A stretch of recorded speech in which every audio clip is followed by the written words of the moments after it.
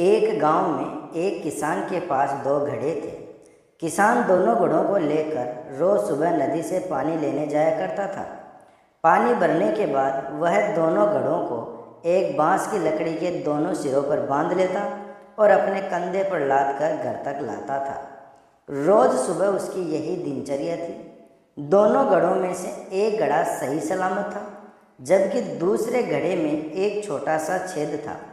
इसलिए जब भी किसान नदी से पानी भरकर घर तक पहुंचता, एक घड़ा पानी से लबालब भरा रहता और दूसरे घड़े से पानी निकलने के कारण घड़ा आधा खाली हो जाता था। सही सलामत घड़े को खुद पर बड़ा घमंड था कि वह किसान के घर तक पूरा पानी पहुंचाता है, जबकि दूसरी तरफ छेद वाला घड़ा खुद को नीचा समझता था और हमेशा शर्मिंदा रहता कि वह किसी काम का नहीं है। उसे गलानी महसूस होती कि उसके कारण किसान की पूरी मेहनत बेकार चली जाती है। एक दिन उस छेद वाले घड़े से नहीं रहा गया और उसने किसान से क्षमा मांगते हुए कहा, मालिक, मैं खुद पर बहुत शर्मिंदा हूँ। मैं ठीक से आपके काम नहीं आ पा रहा हूँ। किसान ने पूछा, क्यों, ऐसी क्या बात हो गई? घड़े ने बताया, मालिक, शायद आप इस बात से अनजान है कि मैं एक जगह से फूटा हुआ हूँ और नदी से घर तक पहुँचते पहुँचते मेरा आधा पानी निकल जाता है। मेरी इस कमी के कारण आपकी मेहनत बेकार चली जाती है। सुनकर वह किसान उस घड़े से बोला, तुम दुखी मत हो, बस आज नदी से वापस आते हुए मार्ग में खिले हुए सुंदर फूलों को देखना, तुम्हारा मन बहल जाएगा। छेद वाला घड़ा रास्ते में सुंदर फूलों को देखता हुआ आया।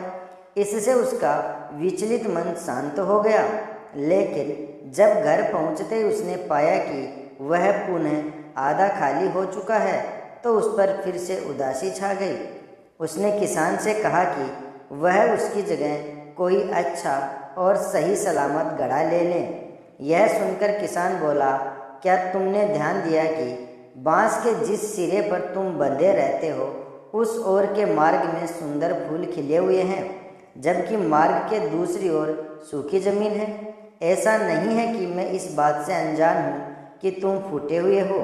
यह बात जानते हुए ही मैंने मार्ग के उस ओर सुंदर और रंग बिरंगे फूल लगा दिए।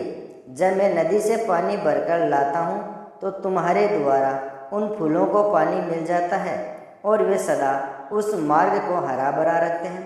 तुम्हारे कारण ही वह मार्ग इतना सुंदर हो पाया है, इसलिए तुम खुद को कम मत आंको।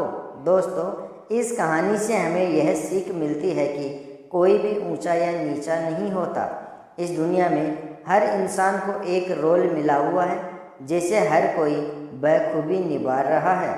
इसलिए जो जैसा है हमें उसे वैसा ही स्वीकारना चाहिए और उसकी कमजोरियों के स्थान पर उसकी अच्छाइयों पर ध्यान देना चाहिए।